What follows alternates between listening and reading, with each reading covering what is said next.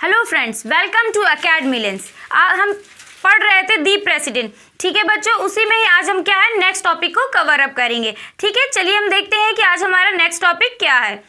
The president rule. क्या है हमारा नेक्स्ट टॉपिक? प्रेसिडेंट रूल, यानी कि ये हमारे क्या थी, प्रेसिडेंट की इमरजेंसी पावर है, सेकेंड इमरजेंसी पावर। ठीक, पहले हमने क्या देख चुके हैं प्रीवियस लेक्चर में, नेशनल इमरजेंसी। ठीक है, तो अब हम क्या देखेंगे, द प्रेसिडेंट रूल। ठीक है, प्रेसिडेंट रूल कहाँ पर लागू होता है बच्चों? तो ये नेशनल लेवल पर लागू नहीं होता है, ये क्या होता है पर्टिकुलर यूटीज पे लागू होता है। ठीक है, और उसके बाद क्या है हमारे स्टेट्स पे लागू हो सकता है, एक साथ 2-3 स्टेट्स पे भी लागू हो सकता है। ऐसा कोई बाउंडेशन नहीं कि सिर्फ एक टाइम पे एक ही स्टेट पर वह करेगा हमारा प्रेसिडेंट रूल। ठीक है, चलिए अब हम देखते हैं कि कौन कौन से सर्कमस्टेंसेस होते हैं जिसमें कि हमारे प्रेसिडेंट रूल को अप्लाई करते हैं किसी भी स्टेट पे। ठीक है, चलिए अब हम लोग देखते हैं। Not working according to the constitution. इसका मतलब क्या है कि जब कोई स्टेट कॉन्स्टिट्यूशन में जो प्रोविजंस दिए हुए हैं उसके अकॉर्डिंग क्या है कि वर्क नहीं कर रहा, सपोज वहाँ के एमएलएज हो गए, वहाँ के सीएम हो गए, वो कॉन्स्टिट्यूशन के खिलाफ जा रहे हैं। ठीक है, अपना फायदा देख रहे हैं। ठीक है, जो भी मन हो रहा वो रूल बना रहे, पास कर रहे, कॉन्स्टिट्यूशन के हिसाब से नहीं चल रहे जो भी कॉन्स्टिट्यूशन में लिखा हुआ है। उस केस में क्या कर सकते हैं, हमारे प्रेसिडेंट इमरजेंसी लगा सकते हैं। ठीक है, प्रेसिडेंट रूल को लगा सकते हैं। ठीक है, और कंडीशन क्या होती है, मतलब कि क्या होता है कि कॉन्स्टिट्यूशन असेंबलीज का ब्रेक डाउन हो रहा है, यानी कॉन्स्टिट्यूशनल मशीनरीज का ब्रेक डाउन हो रहा होता है, खत्म हो रही होती है, वहाँ पे कोई भी सीएम बनने के लिए मतलब क्या है कि कोई भी कैंडिडेट नहीं होता है। ठीक, और ये इन्फॉर्म कौन करता है कि मतलब वहाँ पर स्टेट सही से वर्क नहीं कर रहा, तो गवर्नमेंट एक रिसिप्ट के थ्रू इन्फॉर्म करते हैं हमारे प्रेसिडेंट को। ठीक है, कि यहाँ पर इस स्टेट में कॉन्स्टिट्यूशन के हिसाब से वर्क नहीं किया जा रहा है, तो उस केस में क्या करते हैं हमारे प्रेसिडेंट की रूल लगा देते हैं। ठीक है, प्रेसिडेंट रूल। ठीक, चलिए अब हम देखते हैं कि इसकी ड्यूरेशन वगैरह क्या होती है, कि कितने टाइम तक ये रूल लागू रह सकता है। ठीक है, चलिए अब देखते हैं हम लोग। ड्यूरेशन कितनी होती है? 2 मंथ, यानी कि जब प्रेसिडेंट रूल लगाएंगे किसी भी स्टेट में तो कितने महीने के लिए लगा सकते हैं वो? 2 टाइम्स। ठीक, यानी कि 2 मंथ के लिए लगा सकते हैं, सिर्फ 2 महीने के लिए। ठीक है, फिर उसके बाद देखते हैं क्या है 6 मंथ, यानी कि 6 महीने के लिए और लगा सकते हैं। कब? जब पार्लियामेंट इसको रेटिफाई कर दे। ठीक है, विदाउट पार्लियामेंट के रेटिफिकेशन के सिर्फ 2 महीने तक लगा सकते हैं प्रेसिडेंट, हमारे प्रेसिडेंट रूल। फिर उसके बाद यह है कि पार्लियामेंट में ये चीज़ रेटिफाई होनी चाहिए, मतलब पार्लियामेंट का अप्रूवल मिलना चाहिए प्रेसिडेंट को कि इस स्टेट में 6 महीने और एक्सटेंड करना है। ठीक है, तो उस केस में क्या हो जाता है हमारा 6 महीने और एक्सटेंड हो जाता है प्रेसिडेंट रूल किसी भी स्टेट में या किसी भी यूटी में। ठीक है बच्चों, इतने पॉइंट्स हमने देख लिए। चलिए देखते हैं अब और आगे कौन कौन से पॉइंट्स आते हैं इसमें ड्यूरेशन के रिगार्डिंग हमारे। चलिए देखते हैं हम लोग। ठीक, तो 1 ईयर आ रहा है यहाँ पे, यानी कि जो भी प्रेसिडेंट रूल किसी भी स्टेट में लगी है, यानी कि इमरजेंसी लगी हुई, इसे स्टेट इमरजेंसी भी बोलते हैं या कॉन्स्टिट्यूशनल इमरजेंसी भी कहते हैं। ठीक है, तो स्टेट इमरजेंसी लगी हुई है तो वो क्या है कि 1 साल के लिए और एक्सटेंड करी जा सकती, मतलब 6 मंथ होगी। ठीक है, फिर अभी लग रहा है कि नहीं अभी और एक्सटेंड करनी चाहिए, प्रेसिडेंट को लग रहा है कि नहीं अभी इतनी जल्दी वहाँ पर कोई भी पार्टी फॉर्म नहीं कर पाएगी, गवर्नमेंट नहीं बना पाएगी। उस केस में क्या होगा कि प्रेसिडेंट फिर से मतलब पार्लियामेंट का अप्रूवल लेंगे और फिर क्या करेंगे कि 1 साल के लिए और एक्सटेंड कर दी जाएगी। ठीक है, हमारे स्टेट इमरजेंसी को प्रेसिडेंट रूल और 1 साल के लिए लगा दिया जाएगा। ये चीज़ क्लियर हो गई बच्चों। चलिए अब हम नेक्स्ट पॉइंट को देखते हैं। ठीक है, क्या हमारा इलेक्शन कमीशन, यानी कि प्रेसिडेंट को इलेक्शन कमीशन ने इन्फॉर्म किया, सपोज इन्फॉर्म किया कि नहीं अभी यहाँ पे इलेक्शन कराना सही नहीं, दंगे फसाद वगैरह हो सकते हैं, या सपोज इस केस में अगर देखें आप लोग कि सपोज जैसे कि लॉकडाउन लग गया। ठीक है, तो उस केस में क्या कहेंगे कि नहीं अभी इलेक्शन कराना सही नहीं है। ठीक है, तो यहाँ और किसी स्टेट में जैसे कि इमरजेंसी चल रही हो 1 साल के लिए, तब उस केस में भी क्या कर सकते हैं प्रेसिडेंट हमारे कि इमरजेंसी को और एक्सटेंड कर सकते हैं, मतलब 1-2 साल और लगा सकते हैं। ठीक, मतलब 1 साल से और ज़्यादा लगा सकते हैं, ये टाइम उनका होता है। ठीक है, फिर अगला पॉइंट हम देखते हैं कि क्या होता है proclamation of emergency in whole India. इसका मतलब क्या है बच्चों की, मतलब कि सपोज पूरे इंडिया में हमारी नेशनल इमरजेंसी लागू है।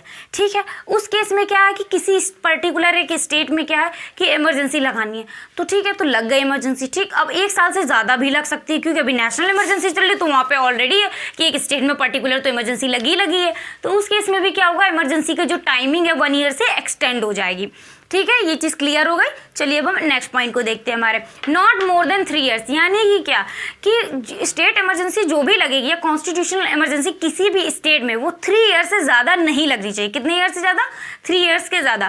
ठीक है, मतलब 3 साल तक तो आप लगा सकते हैं, लेकिन उसके बाद आपको इलेक्शन करवाने ही पड़ेंगे, वहाँ पे गवर्नमेंट बनानी पड़ेगी। ठीक है, ये चीज़ें आप लोगों को समझ में आ गई होंगी बच्चों, और कोई भी डाउट्स हो तो आप लोग पूछ सकते हैं। चलिए फिर उसके बाद हम नेक्स्ट टॉपिक देखते हैं। ठीक है, आप लोग नोट कर लीजिए, मैं इरेज कर देती हूँ।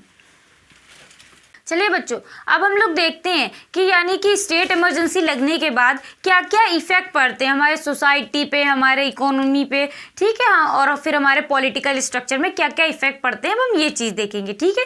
तो 1 बाय 1 करके हम सारे पॉइंट्स को कवर अप करते हैं। तो चलिए हम लोग देखते हैं कि हमारा पॉइंट कौन सा है। Number 1, state administration. यानी कि बच्चों क्या है कि स्टेट एडमिनिस्ट्रेशन, जैसे कि जानते हैं, यानी कि स्टेट गवर्नमेंट अलग होती है हमारी और यूनियन गवर्नमेंट अलग होती है। यानी कि हमारे यहाँ कैसा स्ट्रक्चर है, फेडरल स्ट्रक्चर है, ठीक है। तो इमरजेंसी के टाइम पे क्या होता है, जब स्टेट इमरजेंसी लगा दी जाती है तो हमारा जो फेडरल स्ट्रक्चर है वो यूनिटरी में कन्वर्ट हो जाता है। कैसे? जो भी स्टेट एडमिनिस्ट्रेशन है, यानी कि जो भी स्टेट में वर्क हो रहा है, कोई भी लॉ पास हो रहा है, कुछ भी हो रहा है, ठीक है, बिल बन रहा है, कुछ भी, वो सब का सब कौन हैंडल करता है, हमारा यूनियन गवर्नमेंट हैंडल करते हैं, ठीक है, यानी कि सेंट्रल गवर्नमेंट। तो इस केस में क्या होता है, हमारा फेडरल गवर्नमेंट थी, यानी कि अपने मन से भी कुछ रूल्स बनाते थे वो लोग, ठीक है, यानी कि स्टेट लेजिस्लेटिव असेंबलीज वगैरह। तो अब क्या कर दिया कि वो अपने मन से रूल नहीं बना सकते हैं, उनको यूनियन गवर्नमेंट हैंडल करेगी, ठीक है। जो भी कोई भी वर्क करना है इमरजेंसी के टाइम पे, स्टेट इमरजेंसी टाइम पे, सारा का सारा काम कौन देखता है, हमारा यूनियन गवर्नमेंट देखती है, ठीक है बच्चों। ये पॉइंट क्लियर हो गया। चलिए अब हम अगले पॉइंट की तरफ बढ़ते हैं, ठीक है। Dissolution of legislative assemblies and council of minister. यानी कि प्रेसिडेंट रूल जब लगता है यानी किसी भी स्टेट में, तब प्रेसिडेंट के पास पावर होती है कि वो क्या कर सकते हैं, वहाँ की जो लेजिस्लेटिव असेंबली यानी कि विधानसभा किसी भी स्टेट की जिसमें भी लागू कर रहे हैं वो, ठीक है, उसको और काउंसिल ऑफ मिनिस्टर को दोनों को डिसमिस कर सकते हैं, यानी कि खत्म कर सकते हैं। लोकसभा के डिसॉल्व कर सकते हैं जिस तरीके से यूनियन में, उसी तरीके से क्या होता है कि स्टेट में वो लेजिस्लेटिव असेंबली को डिसॉल्व कर सकते हैं, ठीक है, और काउंसिल ऑफ मिनिस्टर को भी डिसमिस कर सकते हैं, ठीक। और केस नंबर 2 इसी में आता है कि वो जो कि लेजिस्लेटिव असेंबली सही से काम कर रही हो तो उनको क्या करेंगे, वो वर्किंग में रहने देंगे। सिर्फ काउंसिल ऑफ मिनिस्टर है, सिर्फ उनको ही क्या करेंगे, वो सस्पेंड कर देंगे, ठीक है, यानी कि मिनिस्टर की पोस्ट से हटा देंगे। सपोज अकेले लेजिस्लेटिव असेंबली तो अच्छे से वर्क करना चाहती है, लेकिन कुछ मिनिस्टर्स हैं हमारे, यानी कि स्टेट में जो काउंसिल ऑफ मिनिस्टर बने हैं वो सही से काम नहीं कर रहे होंगे, तो उस केस में क्या करेंगे, सिर्फ मिनिस्टर्स को ही, जो काउंसिल ऑफ मिनिस्टर उनको ही क्या करेंगे, सस्पेंड कर देंगे हमारे प्रेसिडेंट, ठीक है। ये पॉइंट नंबर 2 आपको समझ में आ गया होगा, ठीक। चलिए अब हम अगले पॉइंट की तरफ बढ़ते हैं।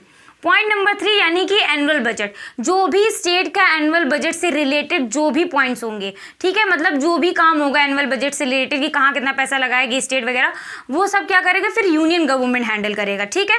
उस जो भी बजट मतलब पार्लियामेंट में रखा जाता है, ठीक, जैसे कि हमारे सेंट्रल में होता है कि यूनियन मतलब एनुअल बजट होता है हमारा पूरे यूनियन का, ठीक, उसी तरीके हमारे स्टेट का भी बजट होता है, तो वो लेजिस्लेटिव असेंबलीज वगैरह में रखा जाता है, ठीक। तो वो क्या कौन हैंडल करेगा, यूनियन गवर्नमेंट हैंडल करेगा, ठीक है। स्टेट गवर्नमेंट का कोई लेना देना नहीं होगा, जो भी यूनियन गवर्नमेंट कहेगी वही स्टेट गवर्नमेंट को करना पड़ेगा, ठीक है बच्चों। ये चीज़ें आपको समझ में आ गई, ठीक। इतने पॉइंट्स हमने कवर कर लिए। चलिए अब हम देखते हैं कि कुछ और पॉइंट्स हमारे क्या हैं, ठीक है, इफेक्ट और कौन कौन से होते हैं, ठीक। चलिए अब हम नेक्स्ट पॉइंट देखते हैं। Expenditure out of consolidated fund of the state.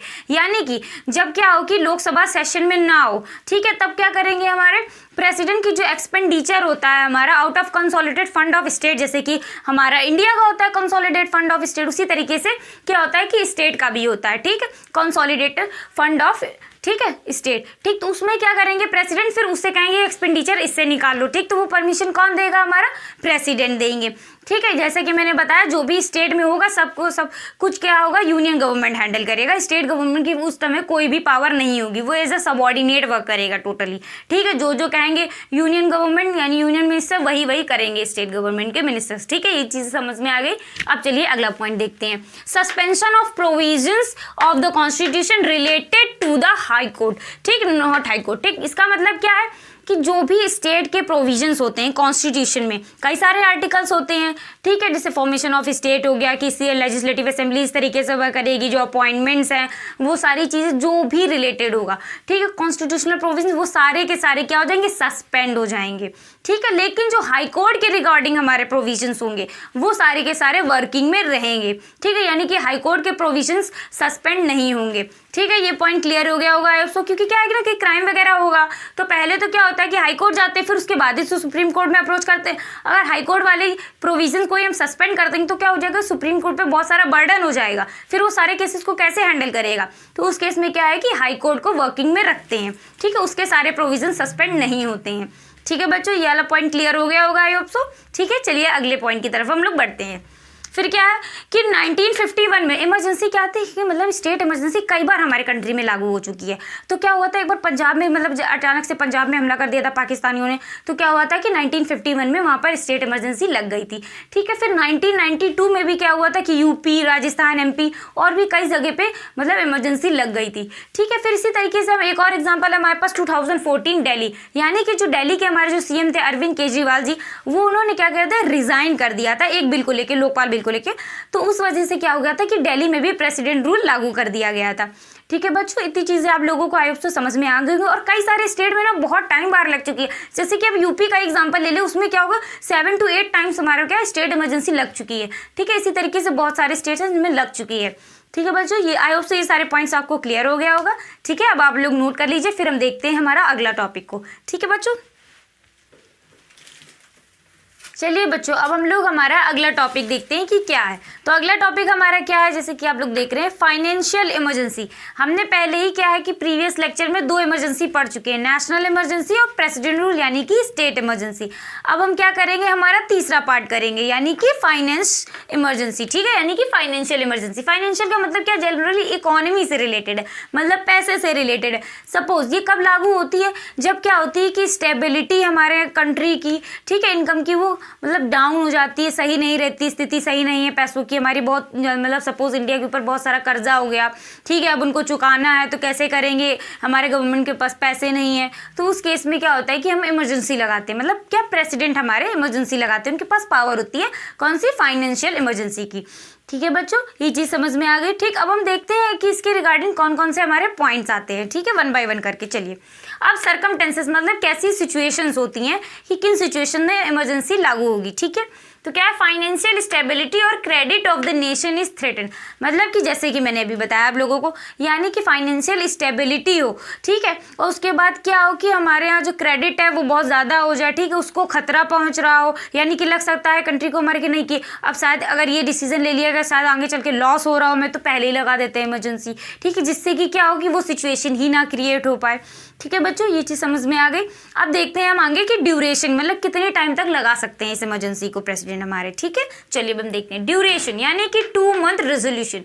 Resolution का मतलब क्या है बच्चों कि ये इमरजेंसी क्या है कि प्रेसिडेंट डायरेक्ट नहीं लगा सकते हैं, मतलब कि प्रेसिडेंट को क्या होगा, एक रेजोल्यूशन पास करवाना होगा दोनों हाउसेस के पार्लियामेंट की। ठीक, यानी कि लोकसभा और राज्यसभा दोनों हाउसेस में क्या होगा कि एक रेजोल्यूशन पास होगा, यानी कि प्रोक्लेमेशन ऑफ इमरजेंसी यानी फाइनेंशियल इमरजेंसी के लिए। ठीक है, तो जब दोनों हाउसेस क्या होंगी, पास कर देंगी इसको, तो ये इमरजेंसी कब तक लागू रह सकती है, सिर्फ 2 month के लिए। कितने मंथ के लिए, सिर्फ बच्चों सिर्फ 2 month के लिए लागू रह सकती है। ठीक है, अब इसी में हमारा नेक्स्ट पॉइंट क्या आता है कि क्या है कि 1 month राज्यसभा अप्रूवल, यानी कि इसका मतलब क्या है कि सिर्फ 1 महीने तक, मतलब सपोज आप लोग समझिए जैसे कि लोकसभा और राज्यसभा यानी कि दोनों पार्लियामेंट में पास हो गया हमारा रेजोल्यूशन। ठीक है, इमरजेंसी का कि प्रेसिडेंट जी को इमरजेंसी लगानी है। अब क्या होगा कि सिर्फ 2 महीने तक वैलिड रहेगी हमारी इमरजेंसी। ठीक है, सिर्फ 2 ही महीने तक लगा सकते हैं। ठीक, इन केस सपोज कि लोकसभा जो हमारी वो डिसॉल्व हो जाए, कोई रीजंस हो, हमने बताया था डिसॉल्व होने के रीजंस। ठीक, तो उसी तरीके से कोई रीजंस की वजह से लोकसभा हमारी डिसॉल्व हो जाए। ठीक, उस केस में भी अगर फाइनेंशियल इमरजेंसी की सिचुएशन आ गई कि प्रेसिडेंट को लगाना ही है, अब क्या करें, अब कैसे पास कराएं, तो उस समय राज्यसभा है जो कि परमानेंट बॉडी जो कि डिसॉल्व नहीं होती, मैं आपको पहले ही बता चुकी हूँ ये चीज़।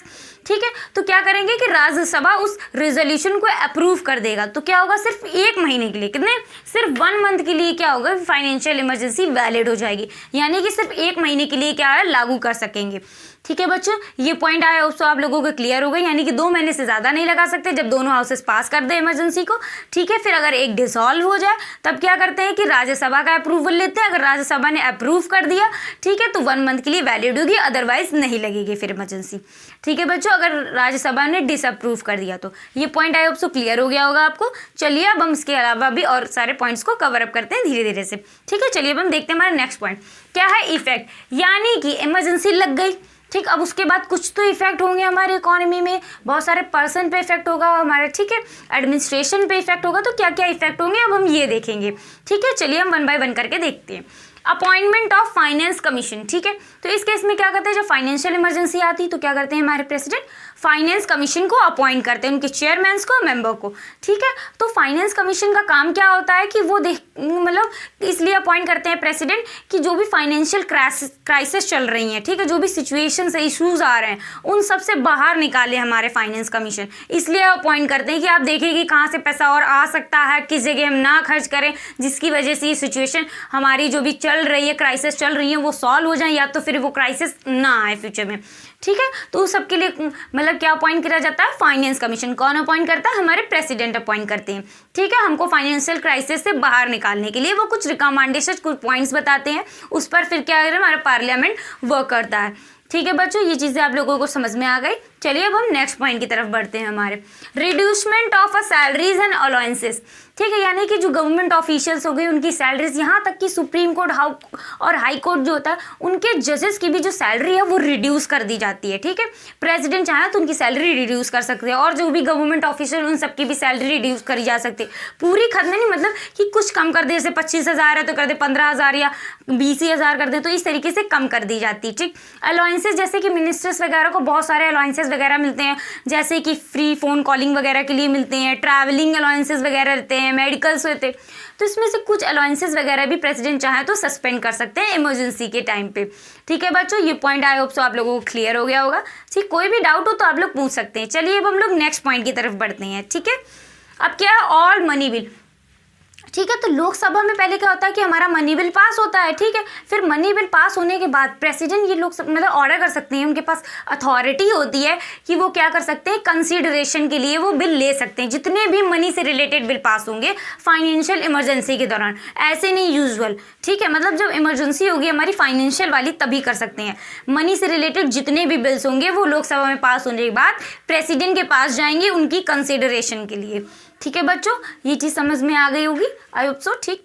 चलिए अब हम नेक्स्ट पॉइंट की तरफ देखते हैं, हमारा स्टेट फंड्स, यानी कि स्टेट के पास जहाँ जहाँ से पैसा आ रहा है, फंड्स हो रहे हैं या कुछ सेंट्रल गवर्नमेंट्स ने उन्हें फंड्स दिए हैं स्टेट्स को, तो क्या है कि प्रेसिडेंट स्टेट गवर्नमेंट को ये मतलब ऑर्डर दे सकते हैं या उनसे कह सकते हैं कि ठीक है मेरे अकॉर्डिंग ही मतलब पैसा खर्च करा जाएगा। मतलब जो भी स्टेट फंड होगा उसका पैसा प्रेसिडेंट डिसाइड करेंगे कि कहाँ कहाँ पे खर्च करना है उनको। जैसे सही लगा कि नहीं इधर एजुकेशन में ज़रूरी नहीं है इतना, थोड़ा सा या थोड़ा ज़्यादा ज़रूरी है तो इधर थोड़ा ज़्यादा दे दो, डिफेंस में थोड़ा कम ज़रूरत है तो कम खर्च करो, ठीक है ना, मतलब पुलिस वगैरह में कम खर्च करो। तो इस सारी चीज़ें कौन देखता है, हमारे प्रेसिडेंट के पावर होता है, वही कहेंगे स्टेट से कि ये यहाँ पैसा यहाँ इस फील्ड में खर्च करो, ठीक है। उसके बाद हम देखते हैं हमारा नेक्स्ट पॉइंट, ये पॉइंट आपको क्लियर हो गया होगा। चलिए उसके बाद क्या, स्टेट मनी बिल, ठीक है। स्टेट मनी बिल क्या होगा कि जो भी मतलब जैसे कि हमारा सेंट्रल में मनी बिल्स होते हैं उसी तरीके से हमारे स्टेट में मनी बिल होते हैं।